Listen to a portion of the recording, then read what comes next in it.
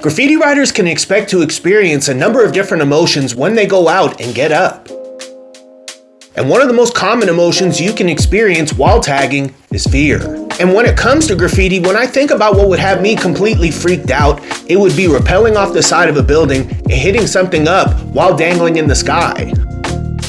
But for a lot of riders, especially a lot of new riders, just the thought of going out there and hitting up is enough to terrify them. And feeling a bit of fear during a bombing session is an absolutely normal thing. And in talking about fear before, I recommended listening to this fear and moving with this fear, but not letting it overwhelm you.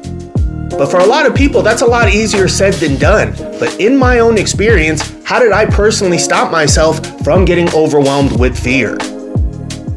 But before I answer this question, I might have to preface it with a couple of things. First and foremost, during my time as a rider, did I ever feel overwhelmed when it came to tagging? And the answer is no.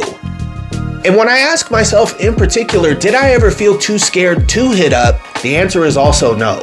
And really the main thing that I would feel when it was time to go out there and get up was overwhelming excitement. And just to put this very simply, I absolutely love tagging, and I love tagging with my friends even more. But in the 90s, I can say if anybody did have any kind of fear, if they had any kind of anxiety, if they even knew what anxiety was and they expressed that, they would get mocked on the spot by pretty much everybody, even if some of these people felt similar. And while I didn't feel fear, I didn't go out there and freeze up. I wasn't overly analytical. I wasn't waiting to just find this perfect moment that was never gonna come. I did feel things when it came to graff. And the main thing that I felt was paranoia. I wanted to keep getting up and staying up, and I worried about my mom in particular finding out what I was doing. And there were places in the city where I could get caught by my mom tagging a lot easier, and I decided just to avoid them, but that back of my mind feeling, that paranoid feeling, never really went away. So if this feeling never really went away, how did I deal with it? And basically what I was able to do was let this emotion guide me and look for any kind of particular threats, look for things that I should watch out for, but have it playing in my head tell me that I was in danger and just completely ignore it and do what I was doing anyway. And I was able to do this because by the time I was 12 years old, mentally, I was already completely compartmentalized.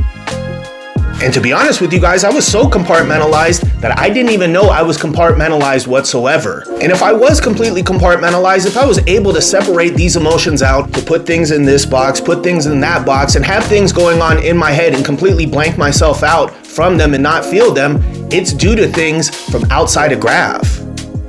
By the time I was a conscious human being, I felt like I was in danger constantly. My father was a violent person, he was an alcoholic, and he was a war veteran, and he was very unpredictable. And any given day, I worried about him taking my mom's life, and this is something me and my mom have talked about recently, and she told me that this fear was justified. So when I was in the house and I wanted to do kid stuff, just do some homework, maybe play with some toys, play video games, I had to stay very aware and very conscious of the fact that something terrible could happen that could end my life, change my life, or take away somebody that I love every single day. There was something similar in the street, something similar at school, where I had to stay in environments that were very dangerous, that were very hazardous to my health, and I wasn't able to leave them. I had to stay present and I had to stay focused, and I had to get to and from places and stay very aware, but not overcome by what I felt. And naturally, this made being a graffiti writer and going out and bombing a hell of a lot easier. I was already used to being paranoid. I was already used to being in dangerous situations, in unsafe situations, and having to take chances with my health and with my life. So going out and hitting up on a bus or hitting up on a wall wasn't that much of a stretch for me. And I can also say this kind of compartmentalized mentality didn't stop when I stopped tagging. I live in Asheville, North Carolina, and in September of 2024, this place that I live in was hit by a hurricane. And that's despite the fact that we're not close to the ocean here, we're not close to any significant body of water, period, but this place got flooded and there was a lot of destruction, a lot of people lost their lives here, and in those early moments after the hurricane, absolutely nobody knew what was going on or the scale.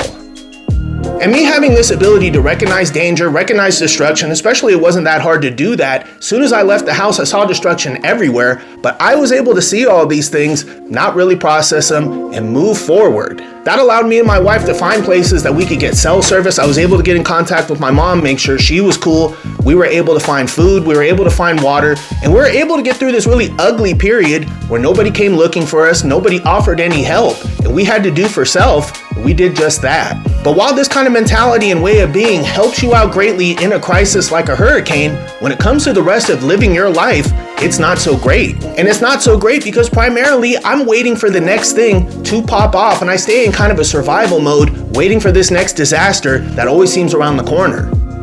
And sometimes when people are going through stuff that might seem a little minor to me, it's hard to relate, it's hard to be empathetic, and I have to really struggle to connect with some people with the things that they're going through, because I've been through much worse and I learned to ignore it.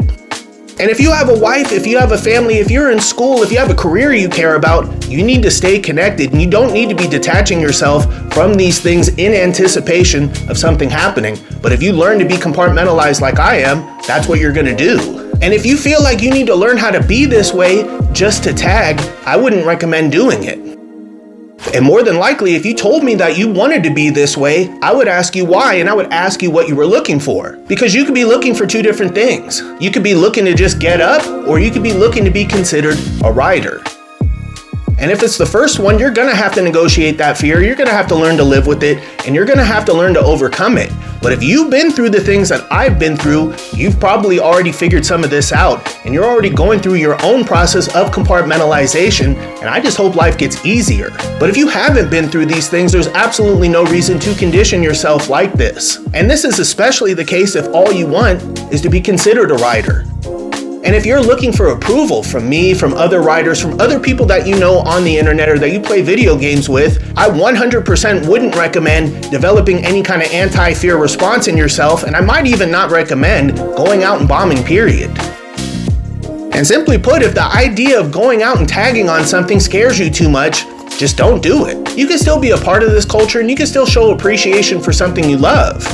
And learning how to negate things and block things out when you don't come from poverty, you don't come from the streets, you probably don't even come from a city, is really going to be to your own detriment. And I would say at the end of the day, be yourself, and whatever makes sense with you, whatever harmonizes with you, act accordingly, whether that means tagging on a bus, tagging in a video game, or not tagging at all.